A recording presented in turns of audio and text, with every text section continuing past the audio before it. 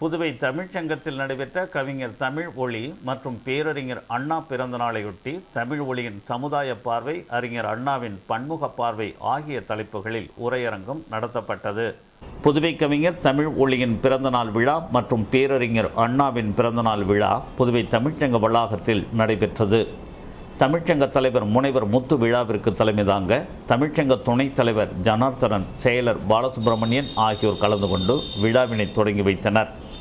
விழாவில் பேச்சாளர் வாசுகி ஜெயராமன் கலந்து கொண்டு கவிஞர் தமிழ் ஒளியின் சமுதாய பார்வை என்ற தலைப்பிலும், திருவாரூர் அரசு கல்லூரி தமிழ்துறை தலைவர் தனராசன் கலந்து கொண்டு பேரறிஞர் அண்ணாவின் பன்முக பார்வை எனும் தலைப்பிலும் உரையரங்கம் நிகழ்த்தினர். தமிழ் ஆர்வலர்கள் மற்றும் கவிஞர்கள் பலரும் இந்த விழாவில் கலந்து கொண்டனர். கம்பன் கலையரங்கத்தில் நடைபெற்ற சங்கீதா நாட்டியாலயா பள்ளி மாணவிகள் ஹரிணி மற்றும் மோனிகா ஆகியோரின் பரதநாட்டிய அரங்கேற்றத்தில் இடம்பெற்ற நடன அசைவுகள் பார்வையாளர்களை வெகுவாக கவர்ந்தது. முதலியார்பேட்டை சங்கீதா நாட்டியாலயா பள்ளி மாணவிகள் ஹரிணி, செல்வ கணபதி மற்றும் மோனிகா இம்மானுவேல் ஆகியோரின் பரதநாட்டிய அரங்கேற்றம் கம்பன் கலையரங்கத்தில் நடைபெற்றது. பிடிசி தலைவர் பாலன் நிகழ்ச்சிக்கு தலைமை தாங்க சபாபதி சபாநாயகர், அமைச்சர் தியாகராஜன் ஆகியோர் கலந்து கொண்டு நிகழ்ச்சியை தொடங்கி வைத்தனர். நாட்டிய குரு சங்கீதா நட்டுவாங்கம் இசைக்க, அங்கப்பன் மிருதங்கமும், பாரதியார் பல்கலைக்கூட விரிவுரையாளர் ஸ்ரீனிவாசன் வயலின் இசைக்க மாணவிகளின் நடன அரங்கேற்றம் நடைபெற்றது. இதில் புஷ்பாஞ்சலி, ஜதீஸ்வரம், வர்ணம், தில்லானா உள்ளிட்ட நடன அசைவுகளை மாணவிகள் அரங்கேற்றிய விதம் நிகழ்ச்சிக்கு வந்திருந்த பார்வையாளர்கள் மற்றும் கலா ரசிகர்களை வெகுவாக கவர்ந்தன.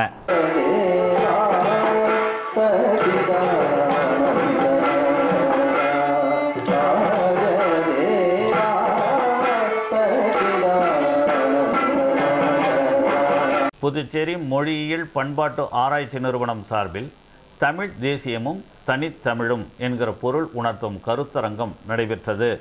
தமிழ் மாமணி புலவர் இறைவிழியனார் சிறந்த அன்னை அரியநாயகி அம்மையார் அறக்கட்டளை 4ஆம் சொற்பொழிவு நிகழ்ச்சி புதுவை மொழியியல் பண்பாட்டு ஆராய்ச்சி நிறுவன கருத்தரங்க அறையில் நிகழ்த்தப்பெற்றது. இந்த நிகழ்வில் புலவர் ராமலிங்கம் வரவேற்க, முனைவர் பக்தவத்சல பாரதி தலைமை உரையாற்ற, நற்றமிழ் இளங்கோ நோக்க உரையாற்றினார். திருவாட்டி அரியநாயகி இறைவிழியனார், திருநிறை மூர்த்தி ஆகியோர் முன்னிலையில் சந்தப்பாமணி அரங்க நடராசன் வாழ்த்துரைக்க, பேராசிரியர் சேகர் அறக்கட்டளை பொழிவாற்றினார். முடிவில் முனைவர் பிளவேந்திரன் நன்றி நவின்றார். யாதவ முன்னேற்ற சங்கத்தின் சார்பில் சாதனை படைத்த யாதவ மாணவ மாணவிகளுக்கு சட்டமன்ற உறுப்பினர் லட்சுமி நாராயணன் பரிசுகளை வழங்கினார். புதுச்சேரி யாதவ முன்னேற்ற சங்கத்தின் சார்பில் 2012ஆம் ஆண்டு பொதுத் தேர்வில் அதிக மதிப்பெண்கள் பெற்ற சாதனை படைத்த மாணவ மாணவிகளுக்கு பாராட்டு விழா SS திருமண நிலையத்தில் நடைபெற்றது. தமிழ்நாடு யாதவ மகாசபா தலைவர் கோபாலகிருஷ்ணன் யாதவ் விழாவிற்கு தலைமை தாங்க, மீனாட்சி மருத்துவமனை நிறுவனர் கிருஷ்ணமூர்த்தி, சட்டமன்ற உறுப்பினர் லட்சுமி நாராயணன் ஆகியோர் கலந்து கொண்டு கல்வி உள்ளிட்ட பல்வேறு துறைகளில் சாதனை படைத்த மாணவர்களுக்கு கேடயங்களையும் சான்றிதழ்களையும் வழங்கினர். வழக்கறிஞர் பலராமன் யாதவ் உட்பட சங்க நிர்வாகிகள் மற்றும் மாணவர்களின் பெற்றோர்கள் என பலரும் இந்த விழாவில் கலந்து கொண்டனர். 2009-2010ஆம் ஆண்டுக்கான மத்திய பட்ஜெட்டில் அறிமுகம் செய்யப்பட்ட சேவை வரியை அக்டோபர் 1ஆம் தேதியான நாளை முதல் அமல்படுத்த இருப்பதால் ரயிலில் சரக்கு கட்டணம் உயரவுள்ளது. சேவை வரி மற்றும் பண்டிகை காலத்துக்கான சிறப்பு கட்டண விதிப்பினால் ரயில் சரக்கு எடுத்து செல்லும் கட்டணம் ஏறத்தாழ 5.75% அதிகரிக்கும் என்ற தகவலை ரயில்வே துறை மூத்த அதிகாரி ஒருவர் புதுடில்லியில் சனிக்கிழமையன்று தெரிவித்தார். அக்டோபர் 1 தேதியிலிருந்து 3.7% சேவை வரி விதிக்கப்படும். பண்டிகை காலத்தை முன்னிட்டு 2% கூடுதல் வரியும் விதிக்கப்படும். இந்த கூடுதல் வரி உணவு தானியங்கள், மாவு, பயறு வகைகள், ரசாயன உரங்கள் ஆகியவற்றுக்கு பொருந்தாது. அக்டோபர் முதல் மார்ச் மாதம் 31ஆம் தேதி வரை இந்த சிறப்பு கட்டணம் அமலில் இருக்கும். பெட்ரோலியம் பொருட்கள், உணவு தானியங்கள், பயறு வகைகள், பழங்கள், காய்கறி ஆகியவற்றுக்கு சேவை வரியிலிருந்து விலக்கு அளிக்கப்படுகிறது. ஆயினும் எஃகு, நிலக்கரி, சிமெண்ட் ஆகியவற்றுக்கு 3.7% சேவை வரி விதிக்கப்படும். சேவை வரி விதிப்பு விகிதம் 12.36% ஆகும். எனினும் இதில் 70% சமன் செய்யப்படுவதால் சரக்கு கட்டணத்துக்கான நிகர சேவை வரி விகிதம் 3.7% இருக்கும். 2009-2010ஆம் ஆண்டுக்கான மத்திய பட்ஜெட்டில் இந்த சேவை வரி விதிப்பு அறிமுகம் செய்யப்பட்டது. எனினும் அப்போது ரயில்வே அமைச்சகத்தை கையாண்டு வந்த திரிணாமுல் காங்கிரஸ் கட்சியின் நிர்பந்தத்தை தொடர்ந்து இது ஒத்திவைக்கப்பட்டிருந்தது. உடல் நலம் காக்கும் இயற்கை உணவுகள். வழங்குவோர் கனி கேமரா ஒர்க் மற்றும் டிஜிட்டல் கேமரா சர்வீஸ். இங்கு அனைத்து விதமான டிஜிட்டல் கேமராக்கள், வீடியோ கேமராக்கள் மிகச்சிறந்த முறையில் பழுது நீக்கி தரப்படும். அணுக வேண்டிய முகவரி கனி கேமரா ஒர்க், இலக்கம் 197, மறைமலை அடிகள் சாலை, அன்னபூர்ணா ஹோட்டல் அருகில், புதிய பஸ் நிலையம் எதிரில், புதுச்சேரி. தொலைபேசி 9865387730. கனி கேமரா ஒர்க் மற்றும் டிஜிட்டல் கேமரா சர்வீஸ். உடல்நலம் காக்கும் இயற்கை உணவுகள் வரிசையில் இன்று இடம்பெறுகிறது சர்க்கரை வள்ளிக்கிழங்கு. வற்றாத நன்மை தரும் சர்க்கரை வள்ளிக்கிழங்கு. உலகின் பல நாடுகளில் முக்கிய உணவாகவும் சத்துணவாகவும் சர்க்கரை வள்ளிக்கிழங்கு திகழ்கிறது. இந்தியாவின் எல்லா பகுதிகளிலும் விளையும் இந்த கிழங்கின் தாயகம் அமெரிக்காவாகும். 1492ஆம் ஆண்டு கொலம்பஸ் இந்த கிழங்கை ஸ்பெயினுக்கு கொண்டு சென்றார். 1572ஆம் ஆண்டு ஐரோப்பாவிலும் இக்கிழங்கு முதலாக அறிமுகம் ஆனது. இப்போது இது எல்லா நாடுகளிலும் விளைகிறது. 19ஆம் நூற்றாண்டின் மத்தியிலிருந்து உலகில் உள்ள பெரும்பாலான வெப்பமண்டலம் பிரதேச பகுதிகளில் இது அதிகம் விளைகிறது. அமெரிக்காவில் மஞ்சள் நிறத்திலும், ஆசியா ஆப்பிரிக்க கண்ட பகுதிகளில் வெள்ளை நிறத்திலும் சர்க்கரை வள்ளிக்கிழங்கு விளைகிறது. ரொட்டி, பிஸ்கட், மது வகைகள் முதலியவற்றில் முக்கிய மூலப்பொருளாய் விளங்கும் இந்த கிழங்கு உருளைக்கிழங்கை விட அதிக அளவு உயர்தரமான சத்து கொண்டதாகவும் விளங்குகிறது. இதில் ஈரப்பதம் குறைவு, ஆனால் கார்போஹைட்ரேட் அதிகம் இருக்கிறது. உருளைக்கிழங்கில் இருப்பதை விட புரதமும் விட்டமின்களும் அதிக அளவு இந்த கிழங்கில் உள்ளன. இதில் உள்ள பழச்சர்க்கரை உடனே உடலுக்கு சக்தியை கொடுக்கிறது. அதனால் கிராமப்புறங்களில் காய்ச்சல் நேரத்தில் தண்ணீர் தாகம் ஏற்பட்டால் ஆவியில் வேக வைத்த இந்த கிழங்கை கொடுக்கிறார்கள். இதனால் பசியும் அடங்குகிறது.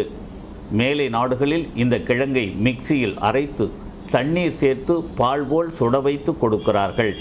இப்படி சாப்பிட்டால் காய்ச்சல் மட்டுப்படுகிறது, சோர்ந்துவிட்ட உடலுக்கு சக்தியும் கிடைக்கிறது. 100 கிராம் சர்க்கரை வள்ளி கிழங்கில் கிடைக்கும் கலோரி 120 ஆகும். இதில் மாவுச்சத்து 28%, கால்சியம் 45 மில்லிகிராமும், பாஸ்பரஸ் 50 மில்லிகிராமும், இரும்புச்சத்து 0.8 மில்லிகிராமும் மற்றவையும் உள்ளன. இதனால் சிலர் இதை காலை பலகாரமாகவோ மதிய அரிசி உணவுக்கு பதிலாகவோ வள்ளிக்கிழங்கை மட்டுமே சாப்பிடுகின்றனர். உடலுக்கு குளிர்ச்சியை தரும் இந்த கிழங்கில் தயாமின், ரிபோஃப்ளவின், நியாசின் போன்ற பி விட்டமின்கள், விட்டமின் சி ஆகியவற்றுடன் மூளை சுறுசுறுப்பிற்கு பயன்படும் பாஸ்பரஸும், இரத்தம் மற்றும் எலும்புகளின் வளர்ச்சிக்கு பயன்படும் சுண்ணாம்பு சத்தும் உள்ளன. இந்த கிழங்கு ஓர் உயர்தரமான மாவு பொருள் என்பதால் இதை குழந்தைகளுக்கு இனிப்பு தின்பண்டம் போலவும் கொடுக்கலாம். இதனால் உடல் வளர்ச்சி உறுதி செய்யப்படுகிறது. விட்டமின் சி நன்கு கிடைக்க வேண்டுமானால் முன்பு சொல்லப்பட்டபடி பாலை போல் தயாரித்து அருந்த வேண்டும். பொரித்தும் தண்ணீரில் வேக வைத்தும் சாப்பிடலாம். இட்லி அவிப்பது போல் ஆவியில் வேக வைத்து சாப்பிடுவதுதான் ருசி குறையாதிருக்கும் வழி. பண்டை காலத்தில் வயிற்றுக்கடுப்பு, சீதள பேதி, மலச்சிக்கல் ஆகியவை குணமாக சர்க்கரை வள்ளி கிழங்கைத்தான் அவித்து சாப்பிட்டார்கள். சிறுநீர் கழிக்க சிரமப்படுபவர்களும் இந்த கிழங்கை சாப்பிட வேண்டும். சர்க்கரை வியாதிக்காரர்கள் கசப்பு சுவையுடைய வள்ளிக்கிழங்கின் கீரையை நீரில் கொதிக்க வைத்து வடிகட்டி தேநீர் போல அருந்தலாம். இந்த இலைகளுடன் பாகற்காய் தோலையும் சேர்த்து கஷாயமாக்கி தேநீர் தயாரிக்கலாம். வள்ளிக்கிழங்கு கீரையை மற்ற கீரைகளுடன் சமைத்து சாப்பிடுவது நீரிழிவுக்கு நல்லது. ஆனால் நீரிழிவுக்காரர்கள் சர்க்கரை வள்ளிக்கிழங்கை தவிர்ப்பதே நலம். மாவு பொருள் அதிகமாய் இருப்பதால் இதய நோய்க்காரர்கள் குறைவாகவே சாப்பிட வேண்டும். மற்றவர்கள் அளவுடன் சாப்பிட்டு வள்ளிக்கிழங்கின் மூலம் வற்றாத நன்மைகளை உடல் ஆரோக்கியத்திற்கு பெற வேண்டும். இனி காணலாம் ராகவா வழங்கும் புதுவையின் செய்தி துளிகள். தென்னக ரயில்வே திருச்சிராப்பள்ளி கோட்டம் சார்பில் புதுவை ரயில் நிலைய ஊழியர்களுக்கு இலவச மருத்துவ முகாம் நடத்தப்பட்டது. ஆதி திராவிடர் மாணவர்களுக்கு நிலுவையில் உள்ள அரசின் உதவித்தொகை விரைவில் வழங்கப்படும் என்று அமைச்சர் ராஜவேலு தெரிவித்துள்ளார். வைத்திக்குப்பம் வெங்கடாஜலபதி பஜனை கூடம் சார்பில் 49ஆம் ஆண்டு விழாவை முன்னிட்டு பாத யாத்திரை உள்ளிட்ட சிறப்பு நிகழ்ச்சிகள் நடத்தப்பட்டன. பெண்கள் மற்றும் குழந்தைகளை பாதிக்கும் பிரச்சனைகளுக்கான சட்ட பாதுகாப்பு குறித்த விழிப்புணர்வு கருத்தரங்கு PMSSS அலுவலகத்தில் நடைபெற்றது. புதுவை அரசில் சிறப்பு செயலராக பணியாற்றி ஓய்வு பெற்ற கண்ணாஜி 29ஆம் தேதியான நேற்று காலமானார். குடியரசு தின அணிவகுப்பில் பங்கேற்பதற்கான பயிற்சி வகுப்பில் புதுவை NSS மாணவர்கள் கலந்து கொண்டுள்ளனர்.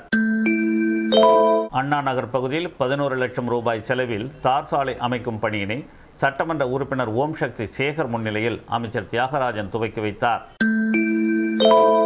மேட்டுப்பாளையம் தொழிற்பேட்டையில் தடை செய்யப்பட்ட பிளாஸ்டிக் பொருட்கள் தயாரித்த தொழிற்சாலையில் இருந்த பொருட்களை பறிமுதல் செய்யப்பட்டு தொழிற்சாலைக்கு தடை விதிக்கப்பட்டுள்ளது.